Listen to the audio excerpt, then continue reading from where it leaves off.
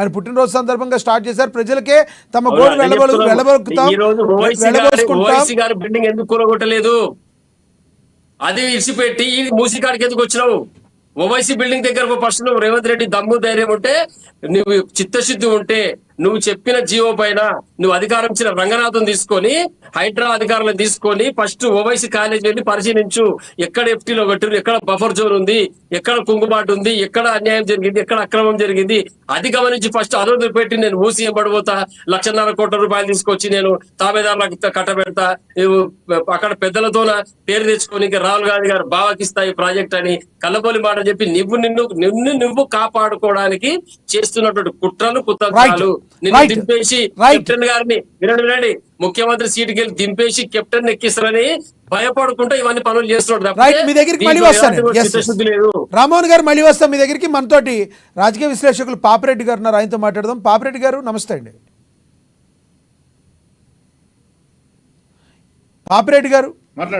పాపిరెడ్డి గారు ఏదైతే ఉందో ఫార్ములా ఈ కార్ రేసింగ్ వ్యవహారంలో కేటీఆర్ అరెస్ట్ అయ్యే వార్తలు రాష్ట్ర వ్యాప్తంగా వినబడుతున్నాయి. ఏ కోణంలో చూడాలి?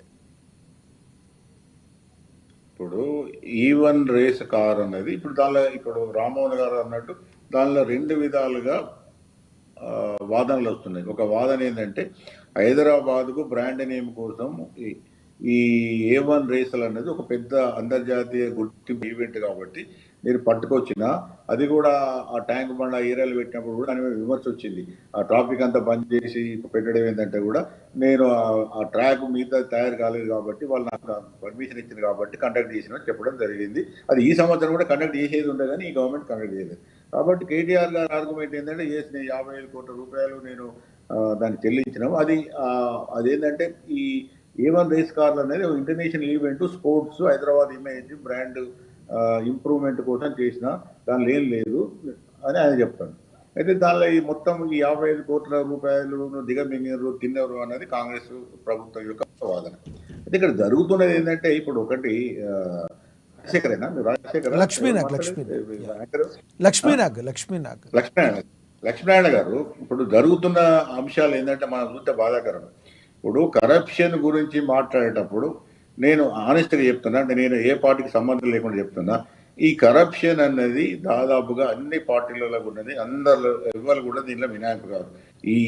ఈ ఇళ్ళ తిరిగిందా, అన్న తిన్నారా, ఏం తిన్నది అన్నది అదంతా బహిరంగ రాష్ట్రమే. ఇప్పుడు కాంగ్రెస్ ప్రభుత్వం ఉన్నది కదా, కాంగ్రెస్ ప్రభుత్వం మీద కూడా అనేకమైన వీళ్ళు వచ్చి 10-11 నెలలు అవుతున్నది, 11 నెలలు అయిపోయింది. ఈ 11 నెలల్లోనే అనేకమైన విమర్శలు, అనేక విధమైన టాక్ పబ్లిక్లో తెలియదు. పర్సెంటేజ్లు పెట్టినారు, తింటున్నారు బాగా. టీఆర్ఎస్ గవర్నమెంట్ కన్నా కూడా కరప్షన్ రేట్ ఎక్కువ పెరిగింది, పనులు అయితే బిల్స్ అయితే లేవు. బిల్స్ అప్పుడు టీఆర్ఎస్ గవర్నమెంట్లో తక్కువ శాతం 2-3% అయితే ఇప్పుడు 5-10% వరకు పెరిగిందని అనేక రకాలుగా ఎవరైతే కాంట్రాక్ట్ చేసిన వాళ్ళు ఉన్నారో, లేకపోతే కావాల్సిన వాళ్ళు ఉన్నారో, ఈవెన్ కాలేజీలు అంటే ఫీ రియంబర్స్మెంట్ కాలేజీల కూడా వాళ్ళ దగ్గర పర్సెంటేజ్ అడిగింది అనేది కూడా వస్తున్నప్పుడు ఈ కరప్షన్ అనేది సర్వసాధారణంగా ఉన్నప్పుడు రేవంత్ రెడ్డి గారు కేటీఆర్ అరెస్ట్ చేయడం, లేకపోతే రేపు రేవంత్ రెడ్డి గారు ఓడిపోయిన తర్వాత వచ్చే ప్రభుత్వం ఆయన అరెస్ట్ చేయడం, ఇవన్నీ చూస్తే ఏంటంటే ఈ రాజకీయ నాయకులు చేస్తున్న పనులు ప్రజలకు ఎట్లా కనబడుతున్నాయంటే ఈ నువ్వే దొంగ నువ్వే దొంగ నువ్వే దొంగ అంటే అందరూ దొంగలే కానీ ఎవరు దొంగలని పబ్లిక్ను పక్కతో పట్టియడం. ఇంకోటి ఏంటంటే ఈ మధ్యన రేవంత్ రెడ్డి గారి పరిస్థితి కొద్దిగా నాజూగ్గా అవుతున్నది కాబట్టి ఇంకొక వాదన ఏమొస్తున్నది అంటే పబ్లిక్ అటెన్షన్ డైవర్ట్ చేయాలి, పక్కదారి పట్టేయాలి. మూడోది ఏంటంటే ఇంకొక 1 మంత్ అయితే సంవత్సరం అవుతుంది. సంవత్సరంలో అసలు ప్రజలకు వాళ్ళు ఇచ్చిన వాగ్దానాలు కానీ, లేకపోతే పరిపాలన పరంగా కానీ, అభివృద్ధి పరంగా కానీ, మిగతా అంశాలలో కూడా కాంగ్రెస్ చెప్పుకోదగ్గ విజయాలు కానీ, చెప్పుకోదగ్గ పనులు ఏం చేయలేకపోయారు. కాబట్టి 1 ఇయర్ తర్వాత ఇవన్నీ బయటకు రావడానికి వస్తాయి. 1 ఇయర్ తర్వాత ఈ కాంగ్రెస్ ప్రభుత్వం 1 ఇయర్ అయింది, అయిన తర్వాత ఏం జరిగింది అనేది ప్రజలు అడుగుతారు. కాబట్టి ఒక మేర కొంత దీన్ని పబ్లిక్ అటెన్షన్ డైవర్ట్ చేయడం కోసం చేసే ప్రయత్నంగా కూడా చాలా రకాలుగా వాదాలు వస్తున్నాయి. కాబట్టి ఇవన్నీ చూస్తే ఏంటంటే ఇప్పుడు ఇవన్నిటికన్నా ముఖ్యం నా ఉద్దేశంలో లక్ష్మీనారాయణ గారు, ఇవాళ గ్రామీణ ప్రాంతాలలో పోతే రైతులు చాలా ఇబ్బందులలో ఉన్నారు.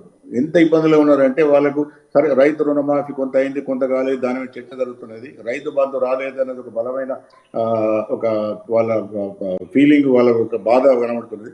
అన్నిటికన్నా ఏంటంటే ఇప్పుడు రైతులు ధాన్యం పండించారు, రోడ్ల మీదకి వచ్చినాయి, కళ్ళాలలో ఉన్నాయి, దాన్ని కొనడానికి కూడా సరైన ఏది ఈ సౌకర్యాలు కానీ సదుపాయాలు కానీ కొనడానికి కానీ ఒక యంత్రాంగం లేదనేది బలంగా రైతాంగంలో పోతున్నది. ఇప్పుడు మళ్ళీ తుఫాన్ లేచి తమిళనాడు నుంచి వెళ్ళి రాయలసీమకు వచ్చింది, ఇంకో 2-3 రోజులలో తెలంగాణ ప్రాంతానికి కూడా వచ్చే అవకాశం ఉన్నది అంటున్నారు. ఒకవేళ మన దురదృష్టంతో ఒకవేళ వర్షాలు పడితే రైతులకు తీవ్ర ఇబ్బంది అవుతుంది.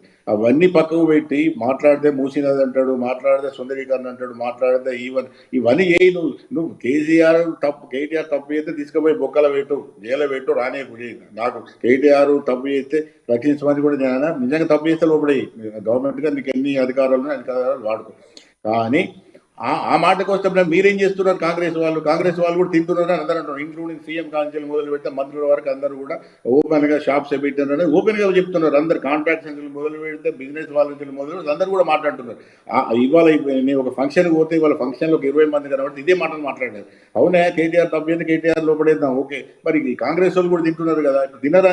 నేను ఒకటే ఛాలెంజ్ చేస్తాను ఈ టీవీ ద్వారా, కాంగ్రెస్ వాళ్ళు అసలు పైసలు తీసుకోకుండా ఏం లేకుండా ఈ బిల్లులు పాస్ అవుతున్నాయా, పనులు చేస్తున్నారా, పర్మిషన్లు ఇస్తున్నారా, ఇవన్నీ చూస్తే మాకు ఏమనిపిస్తుంది అంటే, నేను టీఆర్ఎస్ నుంచి రిజైన్ చేసి కాంగ్రెస్ కోసం 6 నెలలు ముందుగా వచ్చి కొట్లాడి కాంగ్రెస్ గెలిపించినాం. ఎందుకంటే కేసీఆర్ నియంత్రణతో పాలన, కరప్షన్ పెరిగిందన్న ఆరోపణలతోనే మేము బయటకు వచ్చి మేము కొట్లాడినాం, కాంగ్రెస్ గెలిచింది. కానీ ఇవాళ మేము 11 నెలల తర్వాత మేము వెనుక చూస్తే ఏదైతే కేసీఆర్ మీద మేము వ్యతిరేకించి బయటకు వచ్చినామో అంతకన్నా ఎక్కువ కాంగ్రెస్ ప్రభుత్వం చేస్తున్నది అనుకున్న తర్వాత మేము ఏం చేయాలి, ఏం చెప్పుకోవాలి? కాంగ్రెస్ ప్రభుత్వం ఏది, టీఆర్ఎస్ ప్రభుత్వం. కాబట్టి ఇవాళ జరుగుతున్నది ఏంటంటే ప్రజల సమస్యలు పక్క పెట్టారు, ప్రజల గురించి పట్టించుకోవడం లేదు. చాలా ఒక విధమైన పరిపాలన ఎంత దూరం ఏంటంటే ఎక్కడ కూడా ఇప్పుడు ఫీ రియంబర్స్మెంట్ కాలేజీ రావడం లేదు, ఎవరికైతే హాస్పిటల్లో రాజీవ్ ఆరోగ్యశ్రీ వాళ్ళకు రావడం లేదు, కాంట్రాక్టులు బిల్లు పాస్ కావడం లేదు, ఎవరైతే పేమెంట్స్ ఉంటాయో ఎక్కడ కూడా రావడం లేదు, ఎక్కడైతే వాళ్ళకు రావాల్సినవి వస్తుంది